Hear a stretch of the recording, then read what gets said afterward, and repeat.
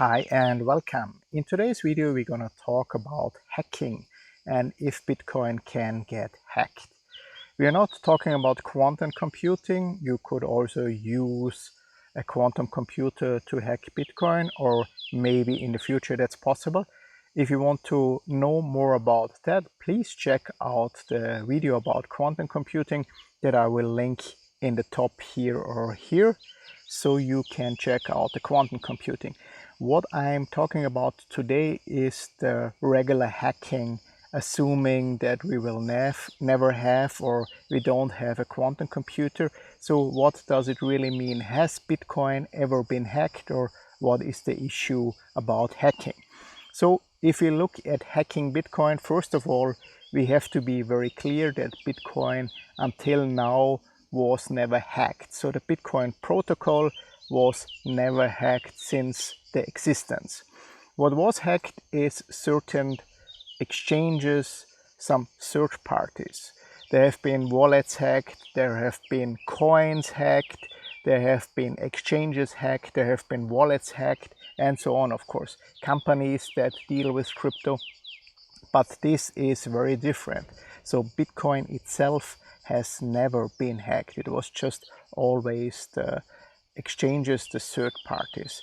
It's very important to know that. So one of the most important and one of the most well-known hacks for Bitcoin was back then the Mt. Gox hack. As you see here, Mt. Gox was one of the first exchanges, and a lot of Bitcoiners did have their Bitcoin over there.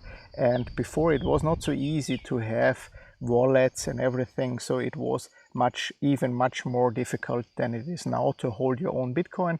This is why a lot of people that have been holding Bitcoin did actually use Mt. Gox in that case, and they stored it there, and Mt. Gox got hacked and everybody lost all their Bitcoin. Some of the Bitcoin was returned by recovering some of the funds in the latest years, but a lot of people lost a lot of Bitcoin, and a lot of people lost trust in Bitcoin and in exchanges, of course. Then we have to look at the 51 attack.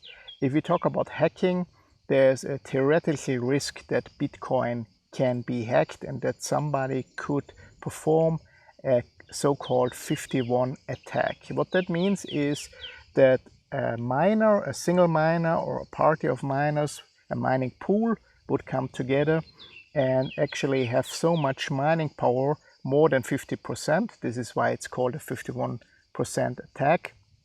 They would have so much mining power that they could actually overtake the blockchain, and they could start to reverse transactions, censor transactions, and so on. So this is a theoretical risk for Bitcoin.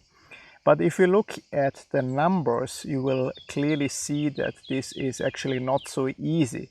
To do that, to perform a 51 attack at the moment, you would need to buy hardware in a value of $5.5 billion. And even if you would have the money, it's very hard actually to get the mining hardware. At the moment, if you're looking for mining hardware, it's very hard to find Bitmains, Antminers, or something similar that have really a very good performance and a long-lasting performance. The issue or the problem with hardware when you mine Bitcoin is also that it gets outdated very fast. So I would say about every half a year there will be a new miner that will at least be able to do double of the hashing power that the miner was doing before with the same energy consumption. So it is very hard to get hardware, and you would have to invest $5.5 billion to do that, to start to have the equipment. This could maybe be done by a government. And also, of course, you need to consider the energy cost. This would be here energy cost of 1.5 million per every 2 hours. This is calculated on a kilowatt cost of 0.149 cents. So this is very important to know, that theoretically it would be able that if a mining pool with a lot of miners, more than 50%, would come together and agree that they want to attack Bitcoin, they could actually censor transactions, they could reverse some stuff.